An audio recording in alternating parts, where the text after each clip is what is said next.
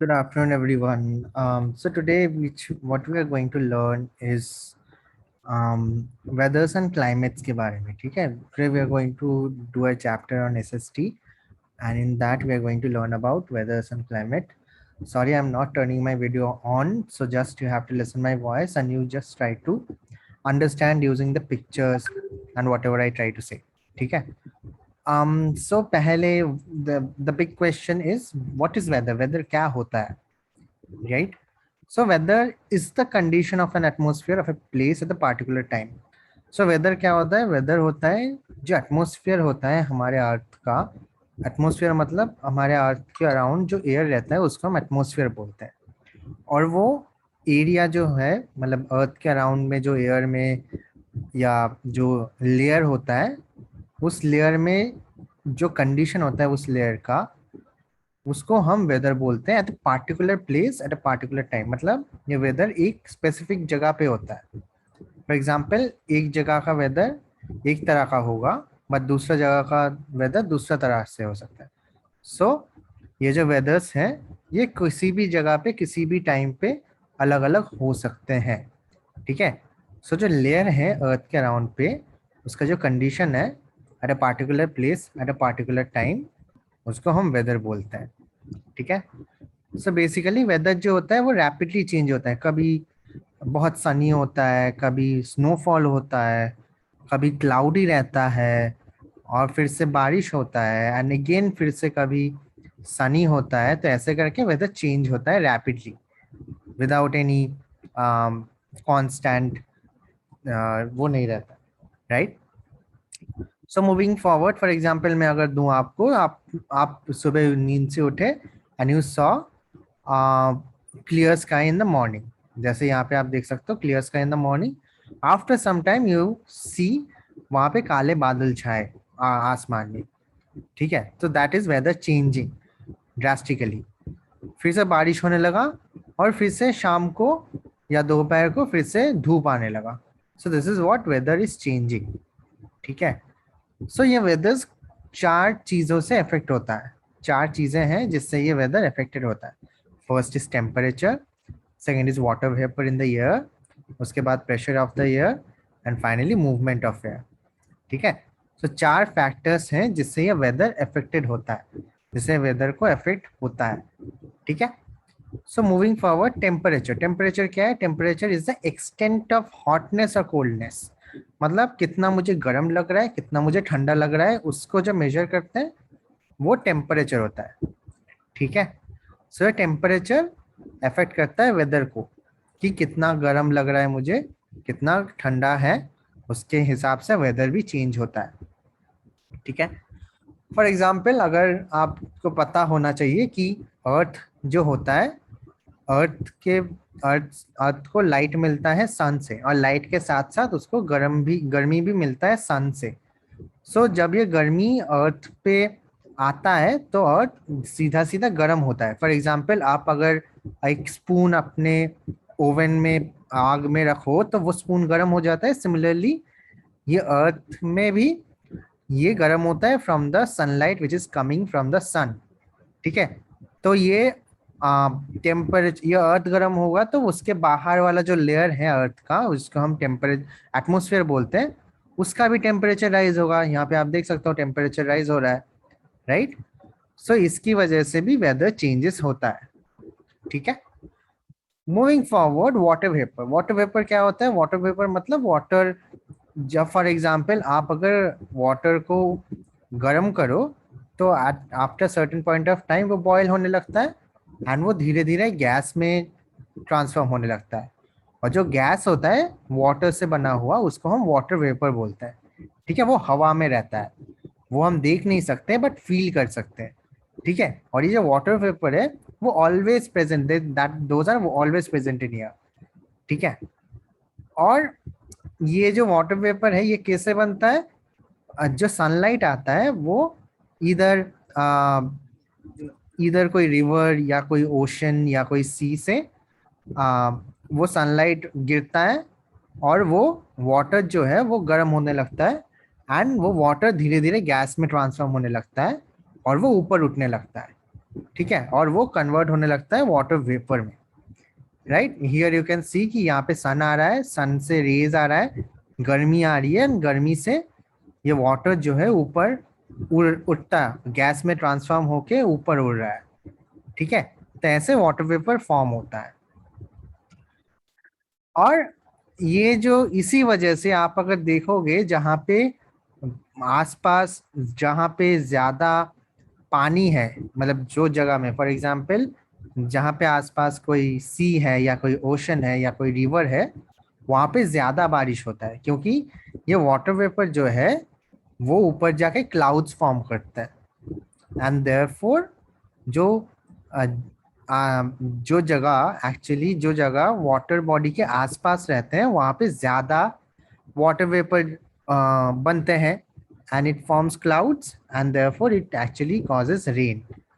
ठीक है, so this is the reason why कि जो जगह कोस्टल रीजन्स होते हैं, मतलब जो जहाँ पे कोस्ट है, जहाँ पे पानी है आसपास, फॉर एग्जाम्पल कोई नदी हो, कोई सी हो, कोई ओशन हो, उस जगह पे ज्यादा बारिश होता है क्योंकि वहां पे ज्यादा वाटर वेपर तैयार होता है। ठीक है, now moving forward to air pressure. ये एयर प्रेशर क्या चीज है? हमको पता है एयर का होता है हवा, और जो हवा जो होता है वो उसका भी वेट होता है, उसका भी वजन होता है। और जो ये वेट जो होता है, जो आ, चारों तरफ, फॉर एग्जांपल आप अगर पंखा के नीचे बैठो तो आपको एयर फील होता है, एंड वो फील जो होता है बेसिकली वो एयर आपको पुश कर रहा है, इसलिए आपको फील हो रहा है ना। सो सिमिलरली अर्थ को भी ऐसे एयर फील होता है, बट वो ज्यादा, जब बहुत क्वांटिटी बहुत ज्यादा हो जाता है वो एयर, और जब वो लैंड पे जो प्रेशर डालता है, लैंड पे जो वेट डालता है वो, उसको हम एयर प्रेशर बोलते हैं। तो air pressure is the weight of the air experience from all the directions on the land. So air जो लैंड पे जो वेट डालता है from all the directions, air तो एक जगह से नहीं आता है, चार हर तरफ से आता है। एंड वो जो एयर फोर्स डालता है अपने लैंड के ऊपर, अर्थ के ऊपर, उसको हम एयर प्रेशर बोलते हैं। ठीक है, और इसकी वजह से आ, जो गर्म हवा होता है, ये जो एयर प्रेशर है, इसकी वजह से जो गर्म हवा होता है वो ऊपर उठ जाता है।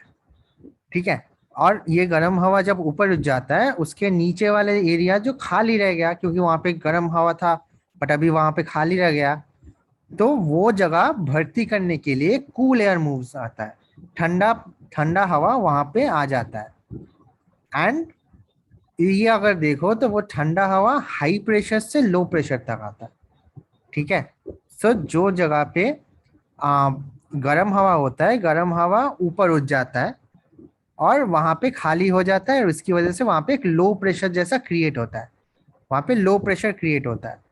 और वो लो प्रेशर भरने के लिए हाई प्रेशर से ठंडा हवा आता है और वो जगह भर देता है। और ये जो फेनोमेनन है उसको हम विंड बोलते हैं, या आप अगर हिंदी में बोले विंड को, वो होता है विंड को हिंदी में बोले तो उसकी वजह से विंड तैयार होता है। और ये, और इसी वजह से जब अम, इसको जो विंड को हिंदी में हवा ही बोलते हैं, बट वो जो तेज हवा होता है उसको हम विंड बोलते हैं। ठीक है, और ये फेनोमेनन की वजह से वो विंड तैयार होता है। इसीलिए आप जब कोई रास्ते से चलते हो और आपको हवा लगता है, इसकी वजह से लगता है क्योंकि ये लो प्रेशर हाई प्रेशर की वजह से।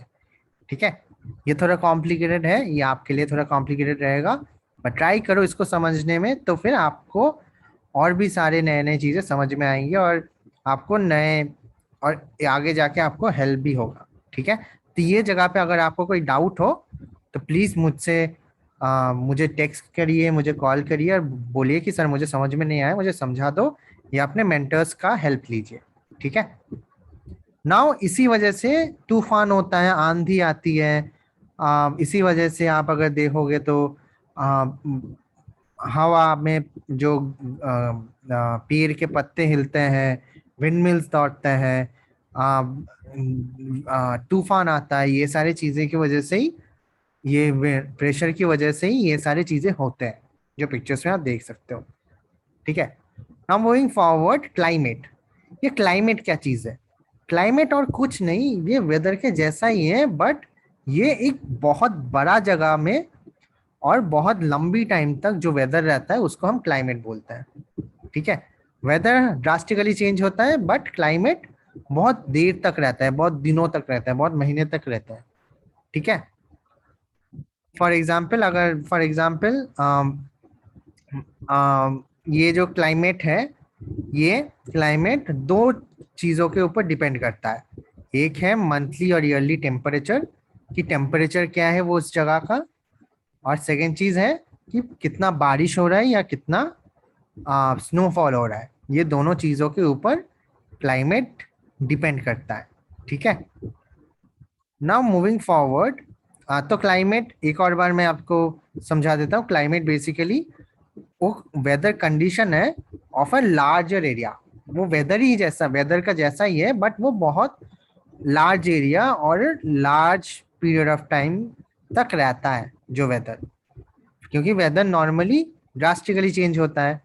मतलब ये अभी तो अभी गर्म है तो कल नेक्स्ट 1 घंटे के अंदर ठंडा हो गया, तो क्लाइमेट वैसा नहीं रहेगा।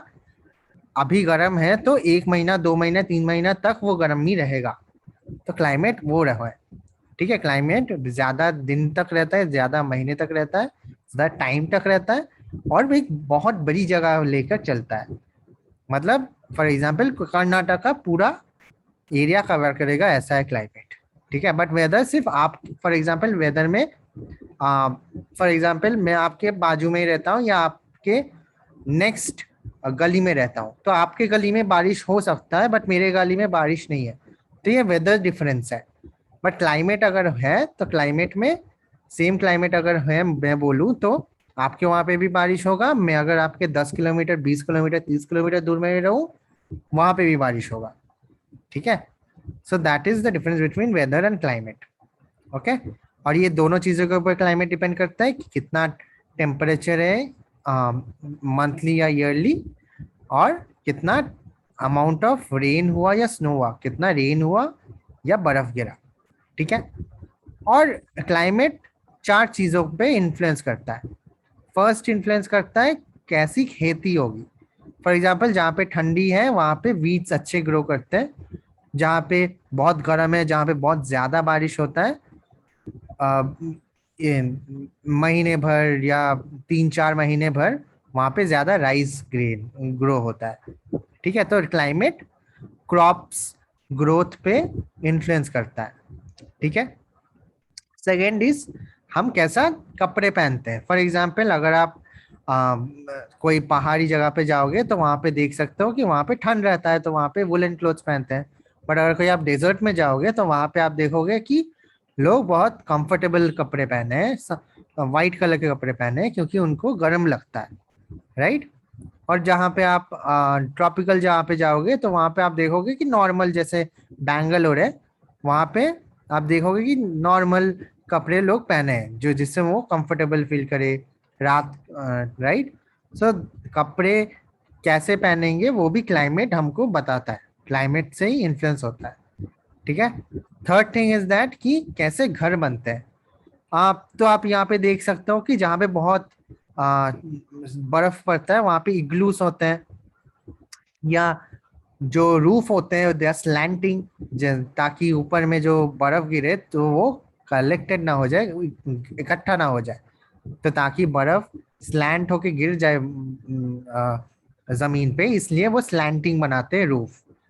फॉर एग्जाम्पल जहाँ पे बहुत बाढ़ आता है, वहाँ पे जहाँ बहुत फ्लड होता है, वहाँ पे आप देख सकते हो कि वो थोड़ा ऊपर में वो लोग घर बनाते हैं। राइट।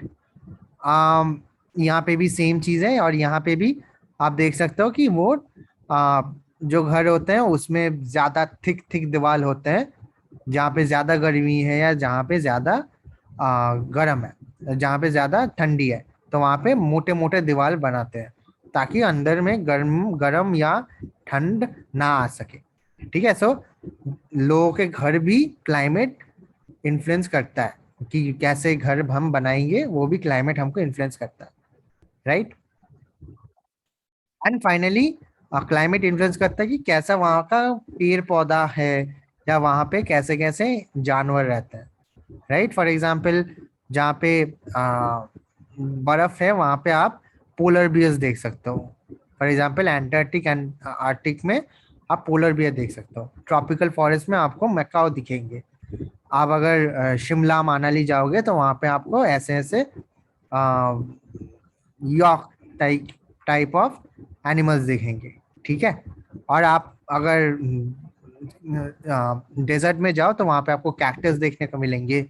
अगर आप कोई यहाँ पे जाओ तो वहाँ पे पाइन फॉरेस्ट देखने मिलेंगे। आप अगर कोई ट्रॉपिकल जहाँ पे जाओ या जहाँ पे टेम्परेट जोन में जाओ तो वहाँ पे आपको ग्रासलैंड्स देखने को मिलेंगे, ठीक है। सो क्लाइमेट कैसे पौधे और कैसे जानवर रहेंगे वो भी हमको इन्फ्लुएंस करते हैं, ठीक है। Moving on to the seasons. तो सीजन्स कुछ नहीं, हम जो विंटर बोलते हैं, समर बोलते हैं, उसको हम सीजन्स बोलते हैं, ठीक है। और ये सीजन्स क्यों होता है? क्योंकि अर्थ रिवॉल्व करता है सन के अराउंड। जैसे जैसे मून हमारे अर्थ के अराउंड पे रिवॉल्व करता है, वैसे सन भी अर्थ भी सन के अराउंड पे रिवॉल्व करता है। देख सकते हो आप कि रिवॉल्व कैसा होता है, ऐसे लट्टू के जैसा घूमता है वो, ठीक है। तो इसको रेवोल्यूशन बोलता है। तो रेवोल्यूशन की वजह से जो सीजन्स देखते हैं हम, फॉर एग्जांपल समर सीजन जहाँ पे गर्मी पड़ती है बहुत, रेनी सीजन जहाँ पे बहुत बारिश होता है, फॉर एग्जांपल जहाँ विंटर सीजन जहाँ पे बहुत सर्दी पड़ती है, तो इसीलिए होता है रेवोल्यूशन की वजह से, ठीक है। तो there are three main seasons in India. One is summer, one is monsoon, one is winter. Summer क्या होता है? समर मतलब गर्मी का सीजन, मानसून मतलब रेनी सीजन जो हम बोलते हैं, एंड विंटर क्या है? ठंडी का season, right. These are the three seasons. तो समर कौन से सीजन्स में होता है, कौन से मंथ्स में रहता है? मार्च, अप्रैल और मई, ये 3 मंथ हमारा समर रहता है। तो समर में बहुत गर्मी होता है, हमको सबको पता है। बहुत पानी चाहिए होता है, पानी पीते हैं हम, और सन भी बहुत गर्म रहता है, राइट। तो समर बेसिकली मार्च अप्रैल मई मंथ में रहता है। Following which comes the rainy season और द मानसून सीजन। तो मानसून सीजन में बहुत खेती बाड़ी अच्छी होती है, क्योंकि फसलों को ज्यादा पानी मिलता है। हम भी समर के बाद वी फील रिलैक्स, क्योंकि तब बहुत बारिश होता है, एंड वी फील बहुत ठंडा महसूस होता है हमको, and we feel relax for that, right. So basically rainy season basically monsoon June July August और सितंबर मंथ में होता है इन इंडिया, ठीक है। And followed by which is the winter season. Winter कब होता है? दिसंबर जनवरी फरवरी, जो बहुत फॉग्स हो जाते हैं, बहुत फिर जहाँ पे हिली एरियाज है वहाँ पे बर्फ गिरते हैं। We wear our woollen clothes and everything. So winter season में which continues till February of month, ठीक है। अगेन मार्च से स्टार्ट द समर सीजन, ठीक है। सो आप अगर देखोगे तो ये 3 सीजन जो है this run in cycle, cycle के जैसे ये घूमते हैं। सो पहले समर आता है, उसके बाद मानसून आता है, उसके बाद विंटर आता है, एंड फिर से मार्च महीने में अगेन समर आता है, उसके बाद फिर से विंटर आता है, उसके बाद फिर से रेन मानसून सीजन आता है, एंड उसके बाद फिर से विंटर सीजन आता है, ठीक है। So this 3 seasons run in cycle in a year. ऐसे साइकिल की तरह वो आते जाते हैं, ठीक है। So with this we complete our today's lesson. Let me know कि कैसा, कितना आपको समझ में आया। अगर आपको किसी चीज में हेल्प चाहिए तो मुझे बताओ, I will help you out. And with that, we end our class today. Please do the worksheet which I will send you, and then take any help.